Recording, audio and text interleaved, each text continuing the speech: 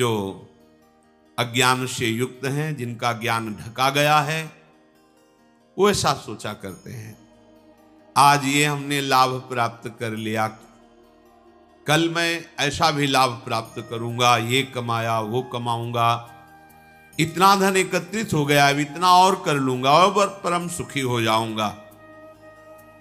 मैं एक शत्रु को परास्त कर दिया, अब उनको भी परास्त करूंगा, मैं शत्रु रहित हो जाऊंगा।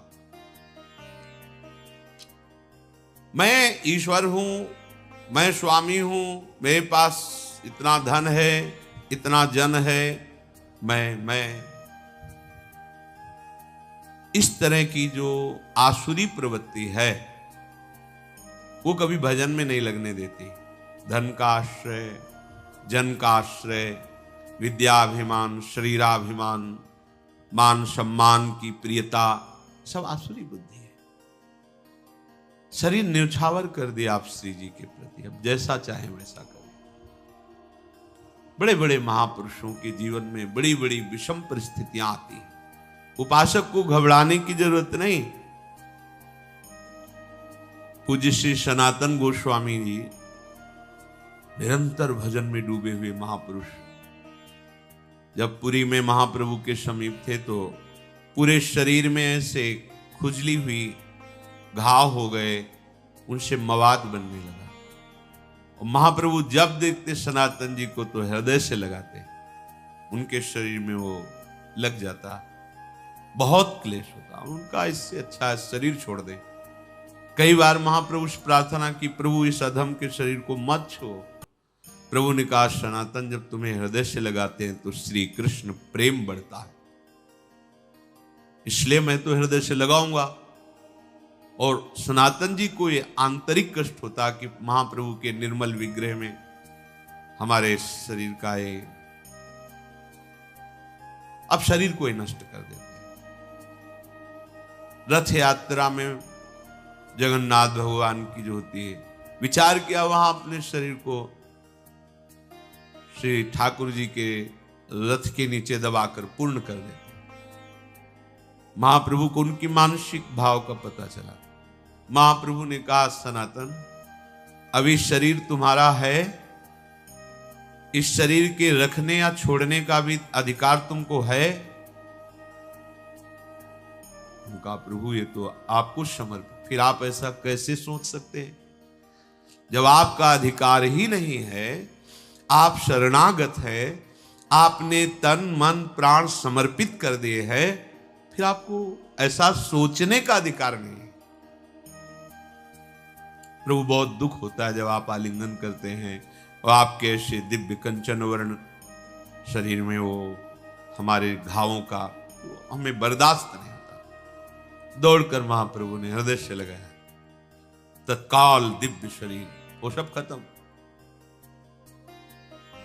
बड़े बड़े महापुरुषों को शारीरिक व्याधियां, सामाजिक विपत्तियां, ये सब आती हैं। इसका तारतम्य भजन से नहीं जोड़ना चाहिए कि अगर हम श्री जी के हैं तो ऐसा क्यों हो गया, श्री जी के हैं तो क्या वो ठीक नहीं कर सकती, ये सब नहीं। हमारा उद्देश्य भगवत प्रेम प्राप्ति है, हमें अपने उद्देश्य पर दृष्टि रखना है। भगवत प्रेम का स्वरूप है प्रतिपल सहज निरंतर अपने आराध्य देव का चिंतन होना, और कोई आकांक्षा न रह जाए, किसी भी लोक लोकांतर के भोग की, किसी सुख की कोई आकांक्षा न रह नहीं रह जाएगी।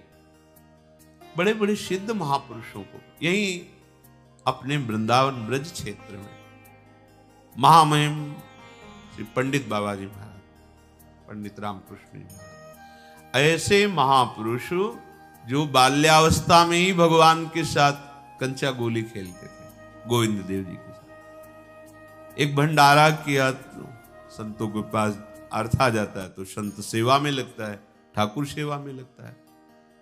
संत सेवा हुई, शाम के कुछ ऐसे जन पधारे जो स्वभाव में आसुरी प्रवृत्ति रखते थे। कहा, बाबा खीर पुआ बटा हमको भी खवाओ। भैया हो तो मध्याह्न में राजभोग लगा, बट गया, अब तो है नहीं।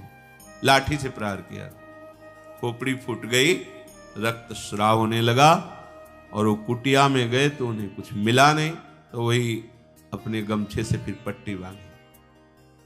इतने बड़े महापुरुष जो बाल्यावस्था से भगवत साक्षात्कार किए सिद्ध महापुरुष, इसका कोई महत्व तो नहीं है। किसी ने पीट दिया, किसी ने गाली दे दिया, कोई विपत्ति आ गई, कोई रोग आ गया तो बोले इनका भजन लघु है, इनके भजन में ताकत नहीं है क्या?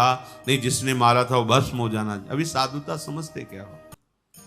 ये नहीं, मार्ग को समझिए, नहीं तो माया का कार्य है संशय और अविश्वास पैदा कर देना। संशय और अविश्वास ये जीवन का सबसे बड़ा संकट है, जो अनंत जन्मों के लिए बीज बो दिया भगवत विमुख होने का। इसलिए कभी संशय नहीं, कभी अविश्वास नहीं। जैसी भी परिस्थिति, बढ़ते चलो आगे, आगे बढ़ना है। अमंगल शब्द है ही नहीं, विश्वास कर लीजिए। कितने हम आपको चरित्र बताएं महापुरुषों के, जिनकी निरंतर भगवदाकार स्थिति है, ब्रह्माकार स्थिति। हमने उनके दर्शन किए। बरगदिया बाबा नाम के गांव में क्या होता है कि जैसे जो प्रधान वृत्ति होती है उसी में संत का नाम रख दिया जाता है। तो बरगद के वृक्ष के नीचे रहते थे, गंगा किनारे, तो उनको बरगदिया बाबा कहते थे। जैसे एक संत भगवान आजीवन केवल सतुआ ही पाए, तो सतुआ बाबा उनको कह दिए। एक संत भगवान थे कि वो जो भी आवे कितना बड़ा करवा रखते थे, पंजीरी देते, उन पंजीरी बाबा कह दिए। संत लोग, संत जनों के नाम गांव के लोग अलग रख देते, गुरुजन नाम रखते हो अलग होता है। संतो बरगदिया बाबा उन्हें कहते थे। उनके पैर में जरा सा ऐसे खत हुआ, फिर सड़न शुरू हुई, पूरा पैर मवाद से। कोई भी जाता, बाबा दवा, ऐसा नहीं, कीड़े पड़ गए। बाबा कीड़े पड़ गए हैं इनके। नहीं, उनका भी प्रारब्ध, खाने दो। चेहरा प्रसन्न, हर समय ब्रह्माकार वृत्ति, शरीर से निष्प्रिय। ब्रह्माकार वृत्ति अर्थात साक्षात ब्रह्म रूप, और शरीर पैर में कीड़े पड़े हुए। इसका तारतम्य भजन से नहीं जोड़ा जाता। यहां संत कॉलोनी में रहते थे पूज्य स्वामी श्री महेशानंद गिरी जी महाराज, काफी समय पहले ही पधार गए। बहुत ही ज्ञानी, समस्त शास्त्रों के, और बहुत ही गंभीर और छुपे हुए महापुरुष। मलिन चद्दर, लाल रंग का, ऐसे अवधूत।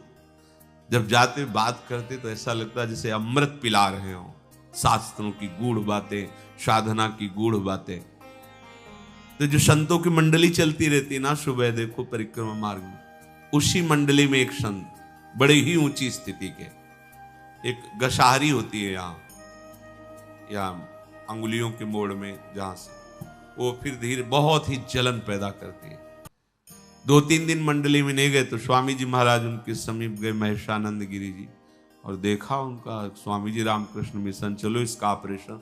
नहीं स्वामी जी, 2-4 दिन में ठीक हो जाए।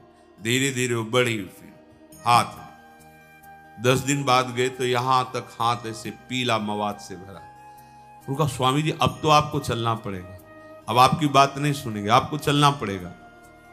हाँ ठीक है, तो कल तक का समय दे दो, कल हम चलेंगे। हाँ स्वामी, कल तो हम गाड़ी लेके आएंगे, रामकृष्ण मिशन आपको ले।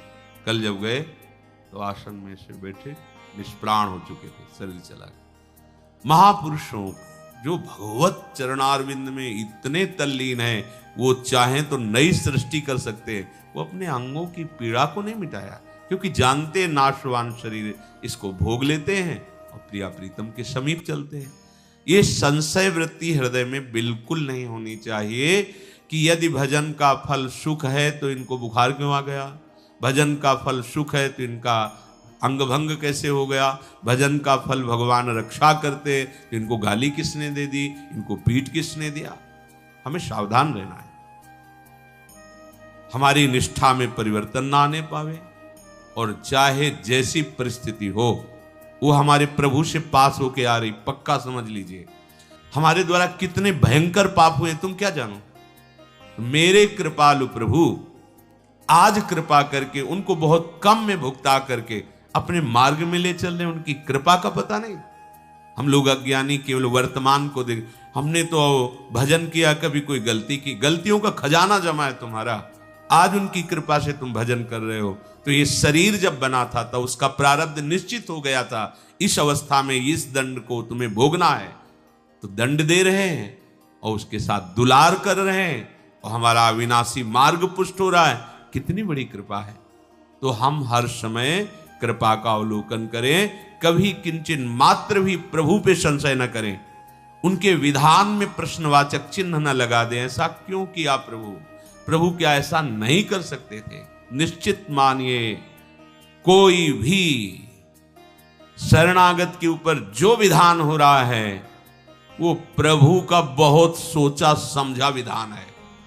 यदि वो शरणागत है अंदर से, हम बाहर की बात नहीं कहते, बहुत संशोधन करके पास किया हुआ विधान है और उसका फल भगवत प्राप्ति है। इसलिए कभी किसी भी तरह की संशयात्मा वृत्ति हृदय में नहीं होनी चाहिए। पूर्ण विश्वास के साथ ये प्राणों की बाजी लगाकर इस मार्ग में चला जाता है। नारायण अति कठिन है हरि मिलन की बाट, या में पग पीछे धरे प्रथम शीश दे काट। शीश काट का मतलब अब मेरा अस्तित्व नहीं रहा, अब हरि जाने। जैसा अजात पक्षायु मातरम खगा, जैसे छोटा बच्चा पंख नहीं निकला माँ की बाट जो होता रहता है, ऐसे बस हरि की बाट जोनी, प्रियाजू की बाट जोनी। जैसा वो चाहे वैसा विधान करें। वो ईश्वरों के ईश्वर हैं, हम उनके दास हैं, उनकी शरण में हैं। अब जैसा वो चाहेंगे वो मंगल विधान करेंगे। हमें निरंतर भजन में, अगर हम बेहोश हैं तो हमारी गति नहीं, हम सुसुप्ति में हैं तो हमारी मति नहीं, यदि हमें चेतना है तो हमारी गति मति सिर्फ राधा ही राधा। चाहे अंग अंग काट दिया जाए तो भी राधा ही राधा। हमारी पूर्णता इसी में है। हमको इसको लेकर के नहीं बैठ जाना कि हमारे चोट लग गई, अब भजन नहीं होगा, हमें को ये हो गया, अब कैसे हम विश्वास करें। नहीं, मायाकृत शरीर पंचभूत रचित, ये अपने अपने तत्वों में लीन होगा। पानी पानी में, मिट्टी मिट्टी में, आग आग में, वायु वायु में, आकाश आकाश तत्व में। ये हमारा स्वरूप नहीं है, ये हमारे भजन का फल नहीं है, ये हमारे कर्मों के अनुसार मिला है। अब भजन का फल मिलेगा हमारा सहचरी वपु, जिसमें न काल का प्रवेश है न माया का प्रवेश है, और सदैव प्यारी जू के समीप। हम उसमें घाटा नहीं कर सकते। इस शरीर को नष्ट होना ही है। अगर ये नष्ट होते होते हमें प्रियाजू का सहचरी वपु प्राप्त हो रहा है तो इतना बड़ा लाभ है कि करोड़ों प्राण देने पर भी ये सौदा नहीं होता। प्राण दिए यह प्रेम न पई, प्रेम वपु जो मिल रहा है। इसलिए इस शरीर की जो हो रही गति होने दो, राधा राधा राधा, आगे बढ़ो। ऐसा शरीर मिलेगा जो चिदानंद वपु, प्यारी जू के समीप। अगर इसी पे आसक्त होकर इसी की घटना, इसी की परिस्थिति विपत्ति में फंसे रहे तो प्रिया प्रीतम का चिंतन नहीं होगा। फिर तो ये छूटेगा तो ऐसा ही दूसरा फिर पांच भौतिक मिलेगा, कोई भी जीव जंतु का शरीर मिलेगा। इसलिए बहुत विवेक की आवश्यकता है। माया अपनी आंधी तूफान चला करके आपको सत मार्ग से डिगाने की चेष्टा करेगी। वो ऐसा अनुभव कराएगी कि भगवान है ही नहीं, उसका काम है। जैसे भक्ति अनुभव कराती है सर्वत्र भगवान है, ऐसे माया अनुभव कराती कहीं कोई भगवान नहीं है। ये उसका जादू है, ये उसका जादू। आपको लगेगा अगर कहां भगवान है, पुकारा आए क्या, नहीं आए ना, नहीं है, ये अनुभव माया कराएगा। हमें परास्त नहीं होना। आप आओ ना आओ, हमने आपसे प्रेम किया है, अपना जीवन दिया है।